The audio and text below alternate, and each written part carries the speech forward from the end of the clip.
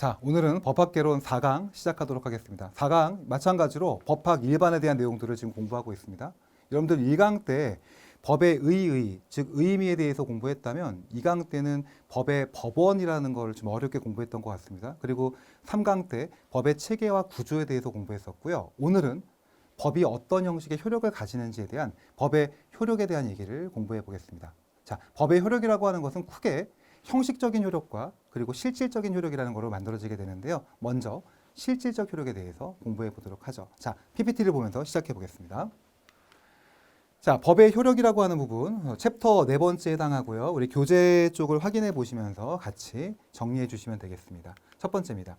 자, 법의 효력이 실질적 효력이라는 거와 형식적 효력이라고 하는 두 가지로 만들어진다고 말씀드렸고요. 먼저 실질적 효력에 대한 얘기를 한번 해보겠습니다. 자, 요 부분도 마찬가지입니다. 다음 중 법의 실질적 효력에 대한 내용으로서 틀린 것은 이렇게 출제가 될 수 있겠죠. 그런 거를 염두에 두고 공부하시는 것이 철저하게 법학을 수험법학으로 변환시키는 것이라고 볼 수 있습니다. 자, 실질적 효력이라고 하는 것은 크게 두 가지가 있습니다. 하나는 타당성의 영역이라고 얘기하는 게 있고요.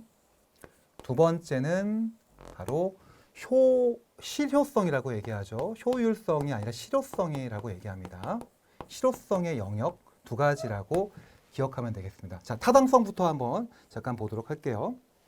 자, 법 규정의 타당성이란 법 규정의 내용이 그 사회의 관계를 규율하기에 적합한 것으로 법 규정 내용의 정당성과 합리성과 합목적성을 얘기한다 이렇게 얘기합니다. 따라서 타당성이라고 하는 것은 기본적으로 어떤 내용적 측면을 얘기한다고 볼 수 있습니다. 내용적 측면이고요.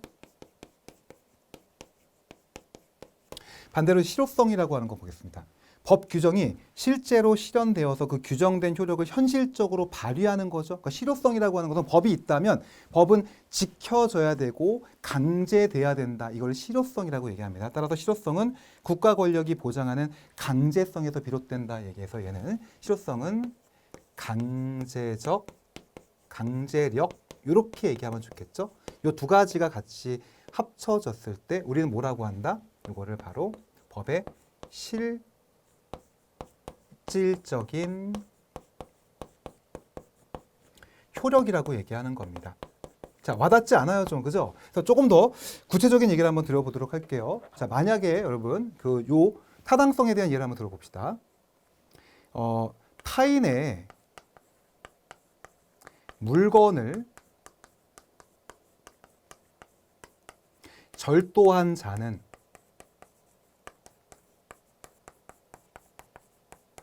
사형에 처한다. 자, 이런 법이 있다고 한번 예를 들어 볼게요. 그러면 누군가의 물건을 내가 그 사람의 의사와 관계없이 가져오게 되면 이걸 절도죄라고 얘기하거든요. 절취라고 얘기하는 겁니다. 자, 그러면 무슨 형벌에 처하게 되는 거죠? 사형에 처하게 되는 거죠. 자, 어때요? 누가 봐도 너무 과도하죠. 그죠? 이런 부분은 내용상에 있어서 뭐죠? 누구도 이 내용상에 있어서 합리적인 법률이라고 보기 어려울 겁니다. 그죠? 이건 목적에도 부합하지 않죠. 형법의 목적은 뭐냐면 이 사람을 처벌함으로 인해 가지고 그죠? 더 이상 범죄를 저지르지 않게 만드는 이걸 형벌의 위하력이라고 얘기하거든요. 그러니까 형벌이라고 하는 것 자체는 범죄를 저지른 것에 대해서 상응해서 기계적으로 온 게 아니라 비례적으로 과학적으로 처벌 규정을 만들어내는 게 형벌이라고 하는 겁니다. 근데 얘는 지금 어떻죠? 무조건 물건을 절도하면 죽인다고 하는 거잖아요.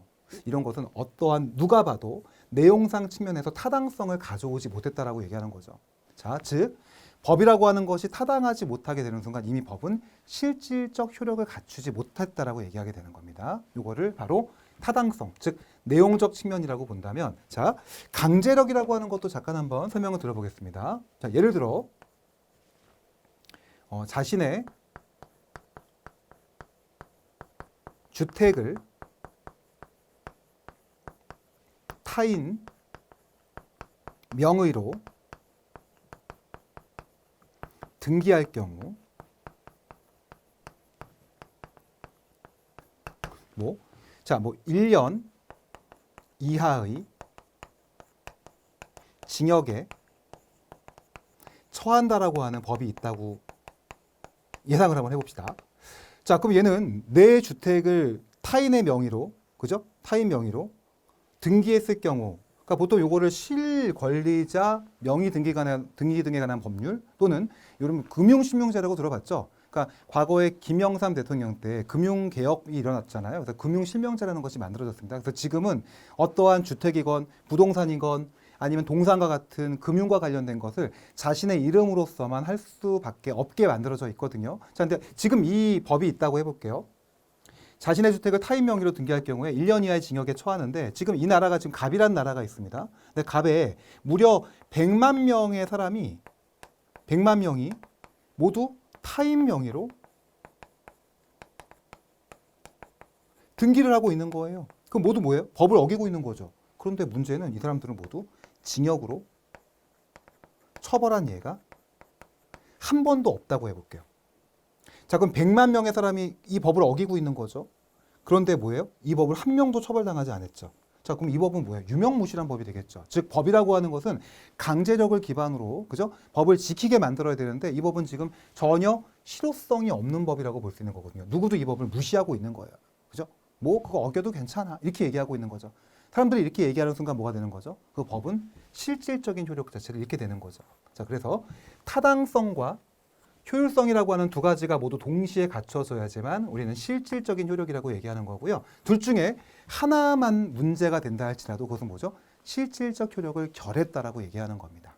됐습니까? 타당성은 내용의 문제, 그리고 실효성은 뭐다? 그 법의 강제의 문제. 이렇게 기억하시고 이 두 가지가 모두 법의 실질적 효력에 해당하는 것이다. 이렇게 생각하시면 되겠습니다. 자, 그래서 조금 더 구체적으로 이 내용을 정리하고 마무리해 보겠습니다. 자, 만약에 어떤 법이 있는데 이 법이 타당하기는 해요. 내용상으로서 훌륭한 내용을 갖추고 있습니다. 사람들은 이 법 자체를 정당하다고 생각하고 있고요. 이성에 부합한다고 생각하고 있고요. 목적에 부합한다고 생각하고 있습니다. 즉, 법의 타당성의 요건인 정당성과 합리성과 합목적성을 모두 다 가지고 있는 겁니다. 하지만 그 법이 사람들이 지키지 않아요. 그리고 국가도 이 법을 강제할 생각이 없어요.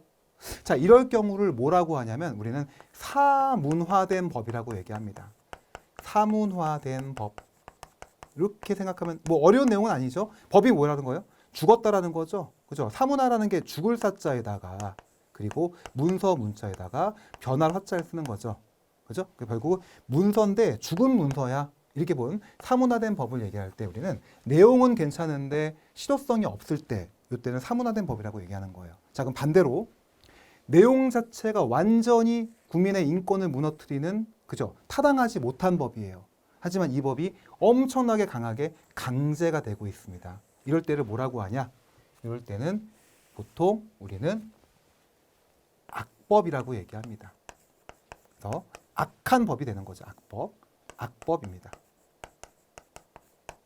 악법 이렇게 얘기할 때 그러면 악법이라고 하는 것은 누가 봐도 정당하지 못한 법이에요. 너무나 과도한 법이고요. 이성에 부합하지도 않고요. 목적에 부합하지도 않아요. 하지만 국가가 필요에 의해서 강제하고 있는 거죠. 실효성을 가지고 있는 거죠. 이런 거를 악법의 문제라고 얘기합니다. 두 가지 정도까지 정리해 주시면 조금 더 그죠? 구체적으로 이 내용을 분석한 거라고 볼 수 있고요. 일단 실질적 효력은 타당성과 실효성이라는 두 가지가 필요하다. 두 가지가 모두 같이 갖춰져야지만 실효성이 있는 것이다. 둘 중에 하나가 없을 때는 뭔가 문제가 있는 법인데 이것은 악법이거나 또는 사문화된 법이라고 볼 수 있는 것이다. 이렇게 체크해 주시면 되겠습니다. 여기까지가 실질적 효력에 대한 얘기고요. 자, 이제 실질적 효력 말고 형식적인 효력에 대한 얘기해 보겠습니다. 형식적 효력은 매년 출제가 되는 부분입니다. 그리고 물론 실질적 효력도 출제가 되지만 형식적 효력은 최소 한 문제에서 두 문제가 출제가 되기 때문에 깊이 있게 한번 정리해 보겠습니다. 자, 실질적 효력 나갑니다. 형식적 효력 나갑니다. 자, 형식적 효력입니다. 법의 형식적 효력이란 법 규정이 구체적으로 적용되는 범위로서 법이 구체적으로 어떤 때를 기준으로 어떤 범위의 사람과 장소에 미치느냐 하는 문제를 말한다. 말이 좀 어렵죠. 그죠? 이럴 때는 그냥 아까 우리 실질을 배웠으니까 그냥 형식이구나 이렇게 생각하시고 구체적인 내용에서 정리하는 것이 훨씬 전략적일 수 있습니다. 자, 조금 더 나가보도록 하겠습니다. 첫 번째, 법의 형식적 효력은 시간적인 효력이 있고요. 그 다음에 그 지역적인 효력이 있고요. 마지막에 대인, 즉 사람에 미치는 효력이라고 하는 세 가지로 만들어지게 됩니다. 첫 번째, 시간적 효력부터 정리해 보도록 하겠습니다. 첫 번째입니다. 자, 시간적 효력 부분에서는 장래효의 원칙이라는 것이 있습니다. 이거 기억해 두시고요. 뭔가 보겠습니다. 법은 일반적으로 시행일로부터 폐지일까지 효력을 가진다. 그죠? 그래서 구체적으로 법의 효력 발생 시기가 명시되지 않은 경우를 위해서 우리 법은 공포된 날로부터 20일이 경과됐을 때 효력이 발생한다고 규정하고 있다. 즉 어느 법률이 자신의 규정에 의해서 그 유효기간을 미리 명시해 놓은 법을 한시법이라고 한다. 특히 세 가지가 얘기가 되고 있네요. 자, 한꺼번에 정리 한번 해보겠습니다. 자, 법이라고 하는 것 자체가 법이 제정이라는 건 새롭게 만드는 거고요. 또는 개정될 수도 있습니다. 자, 이럴 경우는 요 내용은 일반적으로 어떤 법은 공포라고 해요. 이제 공포라고 하는 말은 뭐냐면 공포라고 하는 말 자체 어려운 말은 아닙니다. 얘는 공표하고 선포했다는 얘기를 둘이 합쳐가지고 공포라고 얘기하는 겁니다. 그래서 공표가 뭐예요? 공적으로 표시한다는 얘기고 선포는 뭐죠? 알린다는 얘기가 되는 거잖아요. 이 앞에서 공자와 뒤에 있는 포자를 붙여가지고 법을 공포한다 이렇게 얘기하는 거예요. 그렇죠? 그래서 공포는 공표와 선포라는 말 자체가 합쳐진 거를 공포라고 얘기합니다. 자, 그러면 법을 공포하면은 법이라고 하는 것은 일반적으로 공포일로부터 20일이 지난 후부터 효력이 발생하게 됩니다.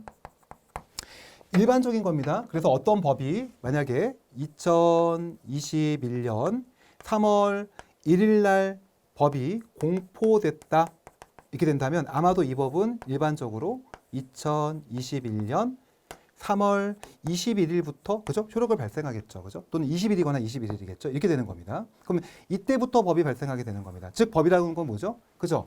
시행일부터 발생하기 때문에 법은 과거로 돌아가는 것이 아니라 법의 공포 이후부터 발생한다라고 하는 것. 이거를 장래효라고 얘기해요. 장래의 효를 미치기 때문에 장래에 효력이 미쳐진다는 얘기가 되는 겁니다. 자, 근데 조금 더 여기다 욕심을 한번 내보도록 할게요. 만약에 이 법이 30일 후부터 효력을 발생하는 경우도 있어요. 자, 이때는 어느 때냐면 이 법이 국민의 권리나 의무와 관련된 중요한 법일 경우.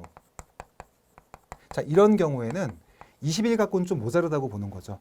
이 법에 대해서 국민들이 왜냐하면 법에 대한 효력이라고 하는 거는요.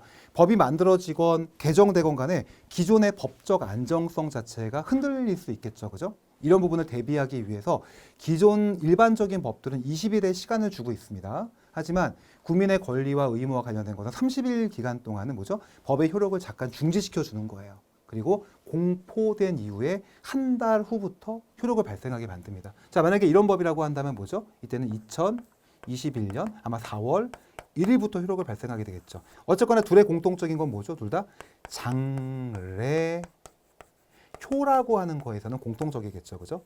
법이 공포된 이후에 효력을 발생하기 때문에 그런 겁니다. 요거를 정리해 주시기 바라는 거고요. 자, 그리고 간혹 이런 게 있습니다. 여러분들 법을 보게 되면은 법을 이렇게 만들 때 법을 제정하거나 개정할 때 보면은 이렇게 들어갈 때가 있어요. 그쪽에 부칙이라는 게 있거든요. 법에 보면은 부칙 몇 조, 몇 항 이런 게 있습니다. 근데 부칙에다가 이 법은 2021년 1월 25일부터 이 법이 시행된다.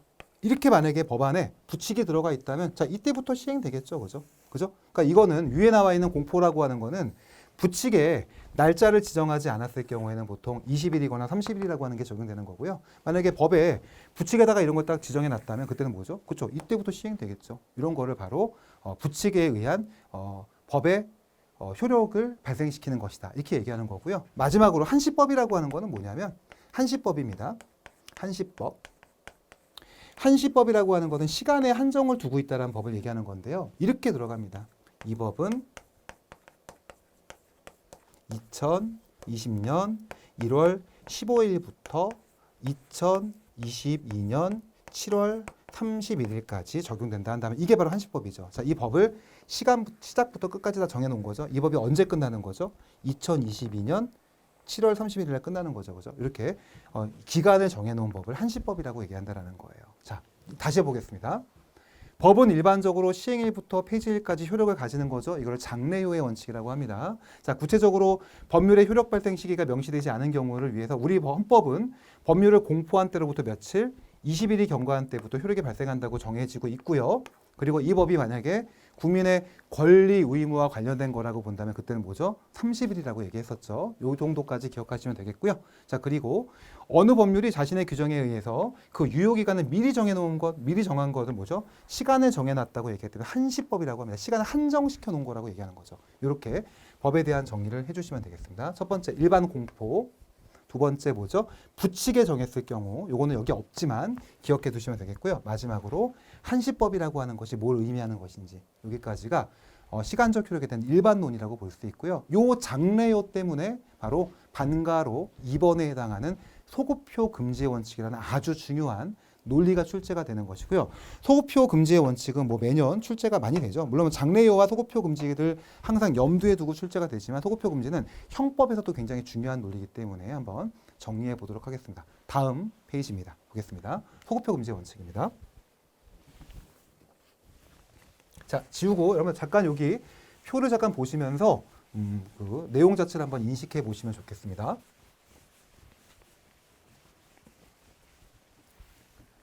자, 일반적인 법 자체가 가지고 있는 소급효 금지의 원칙을 얘기하고 있습니다. 소급효 금지란 법률은 그 효력이 발생한 때로부터 장래를 향하여 적용될 뿐이다. 이게 뭐라고 했었죠? 지금 말씀드린 대로 바로 장래효의 원칙을 얘기했던 거죠. 이렇게 봐두시고요. 따라서 과거로 거슬러 올라가 적용되진 않는다. 이를 뭐라고 한다? 법률의 불소급의 원칙이라고 얘기한다. 말이 좀 어려워요. 그죠? 그러니까 소급이라는 말 자체가 일단은 좀 와닿진 않죠. 그러니까 소급 적용 이렇게 얘기하는 거는 자, 과거에 한 것을 그 미래에서 끌고 내려와 가지고 과거를 처벌해 버리는 거 소급이라고 얘기하는 거. 소급 적용이라는 말이 그렇게 씁니다. 많이들 쓰는 말인데 정확하게 개념화 시키기는 좀 어렵죠. 그죠? 그렇습니다. 자, 특히 형법에서 가장 강하게 요청되고 있다. 이것도 좀 중요하겠죠. 형법에서 제일 중요한 게 소급효 금지의 원칙이죠. 나중에 재형법정주의를 배울 텐데 재형법정주의의 5대 원칙 중에 하나에 들어가는 것이 소급효 금지 원칙입니다. 즉 형법 1조 1항에서는 범죄의 성립과 처벌은 행위 시의 법률에 의한다라고 얘기해서 바로 형벌법규 불소급의 원칙을 천명하고 있습니다. 다만 2항까지만 읽어보겠습니다. 범죄 후 법률의 변경에 의해서 그 행위가 범죄를 구성하지 아니하거나 형이 국법보다 경한 때에는 신법에 의한다고 해서 유리한 소급효는 인정해주고 있다. 이렇게 얘기가 되는 거거든요. 자, 한번 정리해 봅시다. 요 소급효 금지 원칙을 사례를 좀 설명드릴 테니까 한번 생각해 보겠습니다. 자, 2020년 12월 24일이라고 생각을 해볼게요. 자, 10월 24일인데 크리스마스 이브잖아요. 근데 여러분들이 그때 이제 지금 이 수업을 들으시는 거예요. 수업을 들었습니다. 근데 수업이 너무 지루했어요. 죄송합니다. 법학이 이렇게 재밌는 과목은 아니잖아요. 그죠? 너무 지루했어요. 근데 교재도 난해해요. 근데 날씨도 추운데 거기다 크리스마스 이브 날 공부하고 있는 나를 보면서 뭔가 좀 기분도 안 좋은데 재미도 없고요. 지루하고 하다 보니까 여러분들이 그냥 이 교재를 밖에다가 팍 던져버린 거예요. 교재를 던졌습니다. 던져버린. 어디다가요? 바깥에다가. 그리고 침을 뱉었어요. 자, 이런 상황이 발생했습니다. 자, 근데 어쨌거나 여러분들 열심히 공부해가지고 이제 시험에 합격했다고 해봅시다. 그래서 이제 이 다음에 합격했는데 2022년이 됐습니다. 2년. 자, 3월 1일이 됐어요. 3월 1일입니다. 그러니까 이렇게 이 이후에 여러분들 다시 절치부심한 거죠. 그래가지고 이제 좋은 성적으로 합격이 된 겁니다. 그래서 다양한 방법을 모색할 수 있겠죠. 여러분들 경비지도사가 얼마나 많은 일을 할 수 있는지 알고 계시잖아요. 일정 부분의 법인을 만들 수 있는 기회도 있을 것이고요. 또 공사라든지 그런 거에 가산점이 될 수도 있는 것이고요. 경찰직에서의 가산점도 되는 이런 거 알고 계시죠. 그리고 또 일선의 경비의 일도 할 수 있는 또 그죠? 지도사로서의 또 직무도 가질 수 있을 겁니다. 자, 이런 일을 할 수 있는 그 자격을 갖추게 된 건데 2022년 3월 1일입니다. 자, 이때는 여러분들은 이미 뭐가 된 거죠? 그죠? 이제 지도사가 돼 있는 거죠. 이때 갑자기 두 명의 사람이 나타난 거예요. 이렇게 나타나가지고 여러분들이 걸어가고 있는 겁니다. 딱 걸어가는데 나타난 거죠. 그랬더니 실례지만 누구십니까? 이렇게 물어보는 거예요.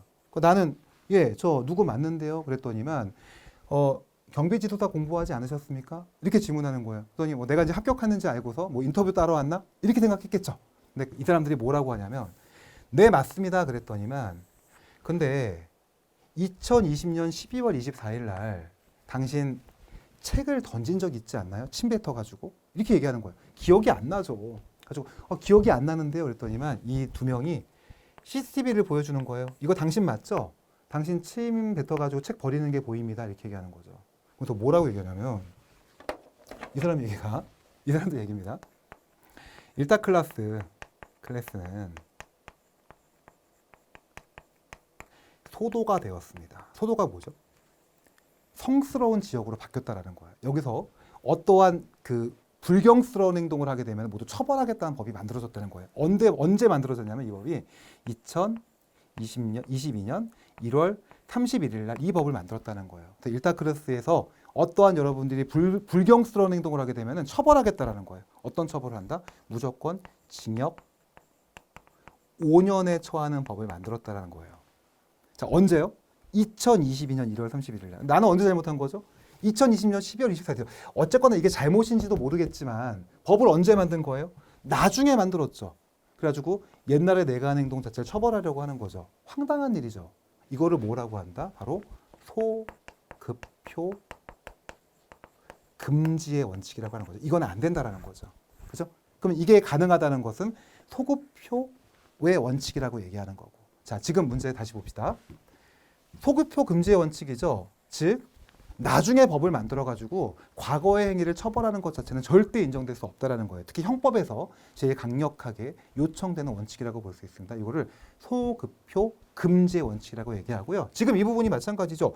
징역 5년에 처한다라는 형법을 만들었는데 내가 잘못한 것은 2022년 1월 31일 전이잖아요. 무려 몇 년 전이 1년이 더 전에 내가 한 행동 자체를 나중에 법을 만들어가지고 처벌하겠다? 이것 자체는 소급표 금지의 원칙에 해당하기 때문에 바로 위법이기도 하고요. 또 위헌이라고도 얘기해요. 헌법에도 어긋난다고 얘기하는 겁니다. 됐죠? 이런 겁니다. 그럼 얘는 뭐냐?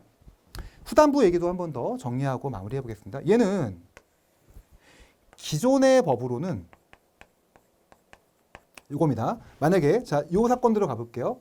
내가 2020년 12월 24일 날 기존에 어떤 범죄 행위를 했어요. 이거는 요 내용이 아닙니다. 그러니까 침 뱉은 게 아니라 내가 물건을 절도했어요. 자, 이럴 때는 3년의 징역, 3년 이상의 징역에 처한다라는 법이 있었었는데 나중에 법이 만들어진 겁니다. 나중에 법이 어떻게 만들어졌냐면 이때는 바로 2년 이상의 징역이라는 거로 바뀌었다라고 한다. 뭐가 더 유리하죠? 이 사람한테? 그죠? 3년보다는 2년이라고 하는 게 좀 더 유리할 수 있잖아요. 이럴 때는 이런 거를 적용할 수 있다. 이렇게 얘기하는 겁니다. 따라서 보세요. 범죄 후에 법률의 변경에 의해서 그 행위가 범죄를 구성하지 아니하거나 두 번째, 형이 그 국법보다 경한 때, 지금 설명드린 건 요 형이 국법보다 경한 때네요. 3년보다 2년이 좀 약한 법이니까. 자, 그랬을 때는 신법에 의한다고 해서 유리한 소급표는 인정하고 있다. 이렇게 얘기하는 거죠. 그래서 얘를 뭐라고 하냐면 유리한 소급표는 인정된다. 이렇게 얘기합니다. 두 가지만 기억할게요. 자, 소급표 금지의 원칙은 원칙적으로 위헌입니다. 하지만 유리한 소급표는 예외적으로 허용될 수 있다. 자, 그리고 하나가 더 있습니다. 플러스 시켜서 대한민국은요, 요거 외에도 이 대상자한테 불리하더라도 중대한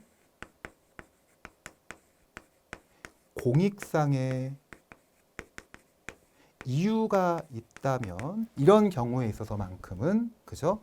소급표를 예외적으로 아주 예외적으로 인정할 여지가 있다고까지 봅니다. 요거까지 생각해 주시고요. 바로 요 내용이 아까 법의 이념에서 얘기할 때 유사하게 가는 것 같아요. 그러니까 어떤 법을 만듦으로 인해 가지고 소급해서 처벌해야 될 그런 상황이 있고요. 이런 당위성 있는 상황이 있거든요. 마땅히 처벌해야 될 상황이 있어요. 그럴 때는 정의와 한 목적성이라는 명분을 바탕으로 법적 안정성에 침해가 있다 할지라도 예외적으로 허용될 여지가 생기겠죠. 그죠? 그런 부분을 바로 중대한 공익상을 이유로 소급이 가능하다는 말로 얘기할 수 있는 겁니다. 자, 요 세 가지를 같이 기억합시다. 자, 원칙적으로 소급표 금지 원칙입니다. 즉, 법의 효력은, 그러니까 이 법의 효력이라고 하는 것이 지금 시간적 효력이었죠. 법의 시간적 효력은 원칙적으로 장래효입니다. 하지만 그러므로 법이라고 하는 것은 소급 적용되는 것은 안 되는 거죠. 다만 유리한 법이라고 한다면 소급 적용해가지고 그죠? 요 당사자를 유리하게 만들어주는 것은 괜찮겠죠. 여기까지가 기본적인 그 메커니즘 안에서 움직이는 거고요. 그거 외에 하나 더. 자, 비록 당사자한테 불리합니다. 즉 개인의 이익 자체가 침해가 크다고 볼 수 있어요. 하지만 개인의 이익 침해보다 국가적 공익적 가치가 훨씬 더 중요하고 그것 자체를 선택할 수밖에 없는 상황이라고 본다면 이러한 정의란 명분으로 바로 법적 안정성의 일정 부분의 침해도 가능할 수는 있다. 그게 바로 요 얘기라고 볼 수 있겠죠. 그래서 안 되고 되고 되고까지 정리하시면 바로 나올 수 있는 모든 부분 자체가 정리가 됐다고 볼 수 있습니다. 이게 바로 소급표 금지의 원칙입니다. 자, 이제 시간적 효력 이후에 이제 두 가지 남았습니다. 장소적 효력과 사람에 대한 효력, 이 두 가지에 대한 내용 같이 한번 정리해 보겠습니다. 자, PPT 보겠습니다. 장소적 효력입니다. 자, 지금 우리가 공부하고 있는 것은 국제법이 아니라 국내법이죠. 그죠? 그럼 국내법이 어떤 형식의 장소에 효력을 미치는지에 대한 얘기를 우리는 장소적 효력이라는 얘기로 하게 됩니다. 자, 먼저 보도록 하죠. 법은 일반적으로 그 나라의 영토 전체에 적용되죠. 그래서 법이라고 하는 것 자체는요, 전체에 적용되는 겁니다. 법이 적용되지 못하는 지역이 있게 되면 그 법은 뭐예요? 그죠? 잘못된 법이죠. 법은 공평무사해야 되는 거예요. 누구라도 어디 있다 할지라도 그 주권이 미치는 쪽에는 모두 다 법이 적용돼야 되는 겁니다. 이거를 법의 전체 적용이라고 얘기합니다. 자, 그리고 두 번째요. 그 나라의 영토 안에 있는 외국인들을 포함해서 모든 사람과 물건에 적용되는 거죠. 이거를 보통 장소적 효력이라고 합니다. 그죠? 자, 그래서 이렇게도 얘기하잖아요. 그죠? 로마에 가면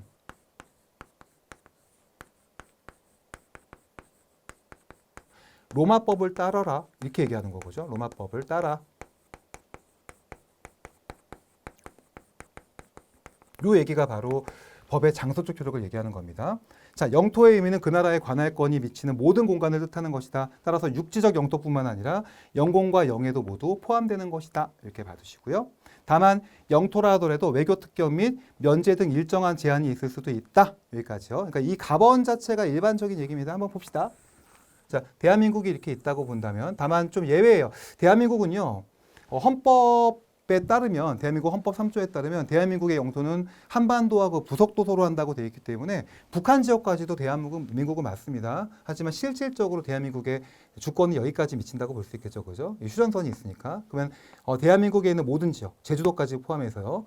독도, 울릉도까지 포함하겠죠. 울릉도, 독도까지. 자, 이 지역에 미치는 힘을 뭐라고 한다? 이거를 장소적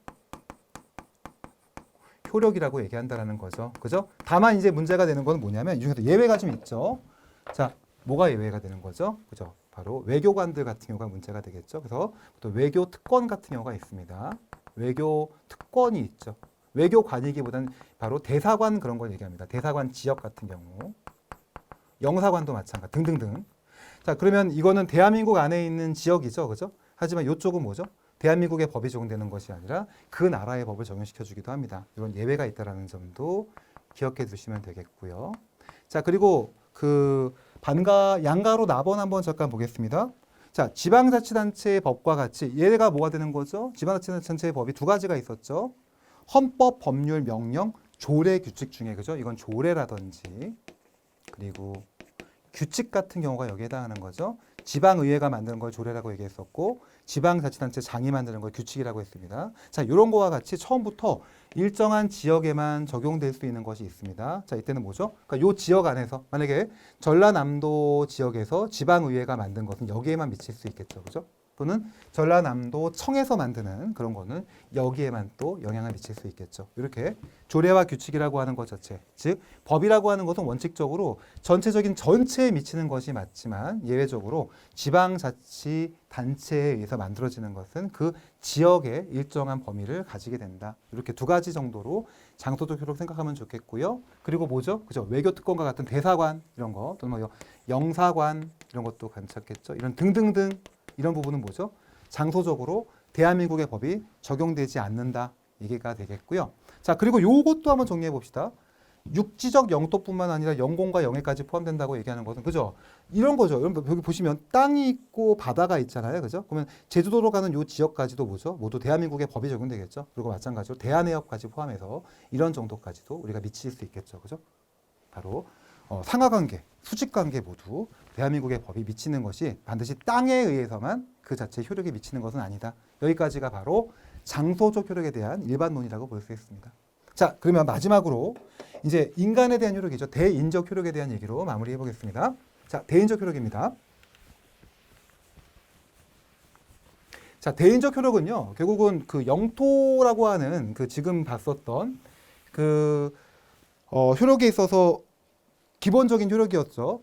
그죠. 장소적 효력과 큰 차이가 생기는 건 아닙니다. 그러니까 장소적 효력과 대인적 효력 자체가 서로 간에 좀 그 교류가 되고 있어요. 비슷해요. 내용 자체가. 이해해 주시고 봅니다. 자, 속지적 효력은 뭐냐? 이렇게 봅니다. 자, 비슷해요. 지금 영토적 효력하고 좀 같이 놓고 보셔도 돼요. 영토적 효력하고. 그러니까 효력하고 비슷한 겁니다. 자, 그러면 자, 속지적 효력이라고 하는 것은 대한민국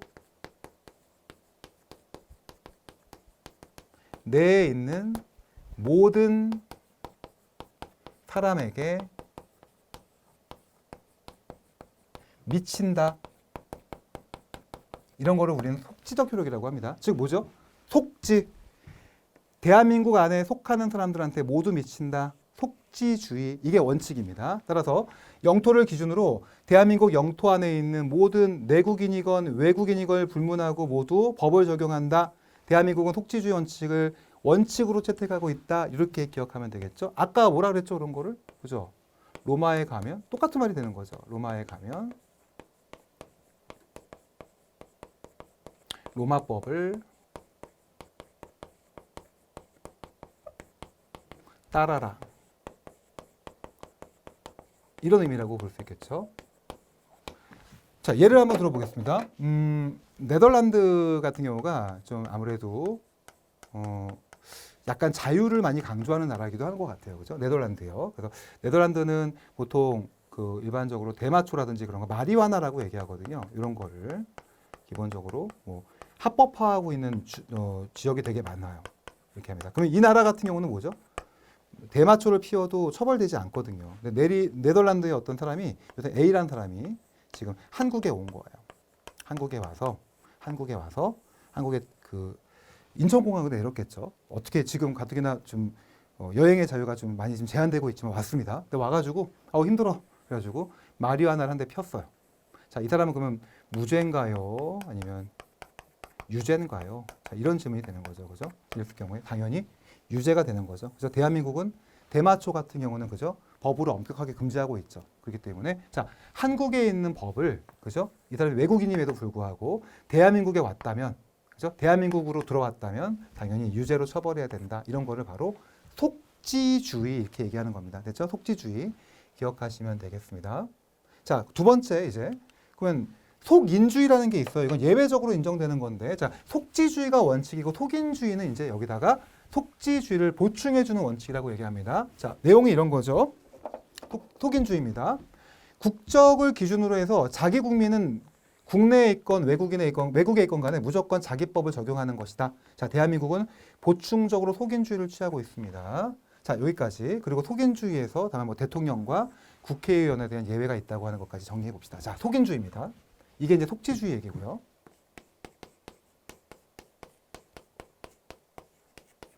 자, 속인주의예요. 이렇게 보셔도 됩니다. 이 사람은 한국인이에요. 한국인인데 한국인 A가 있었어요. 한국인 A는 굉장히 도박을 하고 싶어하는 사람이에요. 도박인데 대한민국은 도박이 불가능하거든요. 대한민국에서 내국인 도박이 가능한 데는 정선에 있는 카지노인 그죠? 많이 그래서 얘기하는 뭐 랜드 그런 데 있잖아요, 그죠? 자 그쪽에밖에 안 돼요. 그래서 이 사람이 좀 어디로 갔냐면 도박이 합법화되어 있는 마카오에 갔어요. 마카오. 그리고 또 뭐 필리핀도 뭐 일정 지역에서 도박이 가능하거든요. 이런 필리핀 지역으로 가가지고 저기서 재밌게 놀았어요. 이렇게 놀고 돌아온 거죠. 한국으로. 다시 한국으로 왔습니다. 자, 그러면 이 한국인 A에 대해서 지금 대한민국 법에 따라 도박죄로 처벌할 수 있는지 이게 문제가 됐던 겁니다. 근데 분명히 이 사람은 어때요? A는 마카오나 필리핀 같은 도박이 합법화된 나라에서 도박을 한 거잖아요. 그러니까 자기는 무죄라고 얘기하는 거죠. 아니 나는 마음껏 할 수 있는 도박을 하고 온 거야. 이렇게 얘기했을 때 국가에서 뭐라고 얘기하냐면 너 아니야. 너는 한국인이잖아. 한국인은 한국의 법을 끝까지 물고 들어갈 수 있어. 너는 도박죄야. 이렇게 얘기하는 거죠. 자, 이것이 가능하냐? 가능하다고 봅니다. 이거를 속인주의라고 얘기하죠. 그죠? 사람이 대한민국 국민이라면 무조건 속박시키겠다라고 보는 거예요. 사람을 속박시킨다는 의미에서 속인주의라고 얘기하고 얘는 뭐죠? 지역에 속박시키겠다는 얘기에서 속지주의라고 얘기하는 거죠. 자, 원칙은 속지주의지만 대한민국 국민이라고 한다면 속인주의도 병행할 수 있다. 자, 결국은 대한민국 국민은 내가 어느 지역 어디를 가건 간에 대한민국의 법을 적용받을 수밖에 없겠구나. 이렇게 얘기하는 거를 속인주의 이렇게 얘기하는 거죠. 자, 로마에선 로마법을 따라야 되는 속지주의의 모습이죠. 너가 대한민국 국민이라면 무조건 대한민국의 법을 따라야 되는 뭐죠? 네가 어디 있건 간에 따라야 된다라고 하는 것은 속인주의의 모습이라고 봐주시면 되겠습니다. 자, 다만 속인주의 같은 경우에 예외가 이거죠. 자, 대한민국 국민임에도 불구하고 자, 이런 부분 대통령이나 국회의원 같은 경우는 대한민국 국민이잖아요. 하지만 이 둘은 예외적으로 처벌을 면제해 줄 수 있다 이렇게 돼서 이걸 속인주의 예외라고도 얘기하는 겁니다. 됐고요. 자, 조금 더 나가보도록 하죠. 자, 여기까지 정리가 되는데요. 자, 그러면 우리 한두 개만 더 욕심을 내보도록 합시다. 요거 외에 하나만 더 얘기해 볼게요. 자, 기국주의라는 게 있습니다. 기국주의. 자, 기국주의라고 하는 거는요, 어떻게 정리하시면 좋냐면 속지주의가 확장된 것이다. 이렇게 생각하시면 더 좋을 것 같아요. 그래서 우리 교재 아래쪽에 여백이 좀 있을 겁니다. 여러분들 속인주의 아래쪽에다 속지주의 플러스 알파라고 적어 놓으시면 좋겠습니다. 이런 내용입니다. 자, 기국주의라고 하는 거는 뭐냐면 뭐 먼저 결론을 말씀드리면 항공기라든지 또는 뭐 선박과 같은 이런 부분의 문제라고 볼 수 있습니다. 자, 근데 자, 대한민국이 이렇게 있다고 해볼게요. 그리고 여기 이제 뭐 제주도가 있고 일본이 이렇게 있고요. 근데 요 일본을 넘어가게 되면 태평양이 만들어지게 되죠. 태평양이. 자, 그리고 이 넘어서 물론 이쪽에 뭐 또 그죠? 하와이도 있고 그렇겠지만 그리고 이제 미국이 이렇게 있을 겁니다. 자, 그럴 경우에 이제 비행기가 가는 거예요. 대한민국 인천공항에서 쭉 비행기가 가고 있습니다. 이쪽에서 비행기가 이렇게 떠서 가고 있죠. 자, 근데 비행기 안에서 좀 어떤 일이 있었냐면은 비행기 안에서 A라는 사람이 B라는 사람을 폭행하는 사건이 있었어요. 폭행. 좀 강하게 갑시다. 성폭행했다고 해볼게요. 장난 아닌 거예요, 지금. 자, A라는 사람이 B라는 사람을 성폭행했습니다. 근데 이쪽에 지금 이 문제는 뭐냐면 A라는 사람은 미국인이에요. 자, B라는 사람은 누구냐면 B라는 사람은 프랑스인이에요. 자, 복잡합니다. 자, 그리고 이쪽은 뭐냐면 여기를 뭐라고 하면 영해라고 얘기해요. 영해. 공해라고 합니다. 공해. 영해가 아니라 공해. 자, 뭐죠? 공적인 바다죠. 그러니까 여기는 누구의 그 국가의 국가에서 영향을 받는 데가 아닌 거죠. 이걸 공해라고 얘기하거든요. 그러면 대한민국에서 비행기가 가고 있으면 어쨌거나 인천공항에서 출발했어요. 근데 이 비행기 자체가 지금 공해 안에서 지금 공적인 바다 위에서 이런 문제가 생겨버린 거죠. 미국인이 프랑스인은 성폭행한 사건이 생겨버린 거예요. 자, 그럼 이때 과연 어느 나라의 법이 적용돼야 되냐 이런 문제가 생길 수 있는 겁니다. 그죠? 좀 복잡하죠? 이런 거를 보통 기국주의라고 얘기하는데 이때는 뭐냐면 항공기나 선박의 바로 이 국적에서 국적을 가진 국적이라고 합니다. 그러니까 항공기 국적에서 바로 이 법을 활용할 수 있고 적용할 수 있다고 얘기합니다. 즉 만약에 이 비행기가 대한항공이라고 해볼게요. 대한항공. 어떤 아시아나거나, 자, 그럼 대한항공은 어디 국적이죠? 한국 국적이죠. 한국 거죠. 그러면 이 미국인에 의한 프랑스인의 성폭행은 당연히 대한민국 법이 적용된다라고 하는 거예요. 이거를 기국주의라고 합니다. 근데 만약에 이 비행기가 대한항공기가 아니라 비록 인천공에서 출발하긴 했지만 자리였었어요.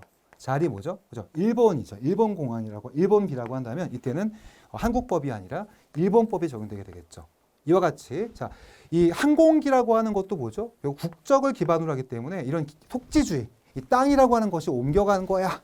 이런 모습으로 본다라는 거예요. 이거를 기국주의의 모습이라고 얘기하고요. 기국주의는 뭐죠? 바로 그 항공기나 선박의 그 국적에 따라 가지고 법을 적용하겠다. 이렇게 얘기하는 겁니다. 세 가지. 알겠죠? 속지주의, 속인주의, 기국주의 기억하시면 되겠습니다. 여기까지가 바로 시간적 효력에 대한 얘기, 그리고 또 영토적인 효력, 우리가 영토적 효력을 장소적 효력이라고 얘기했었죠. 그리고 마지막으로 인적 효력까지 정리가 된 거라고 볼 수 있습니다. 자, 좀 어려웠습니다. 내용 자체가.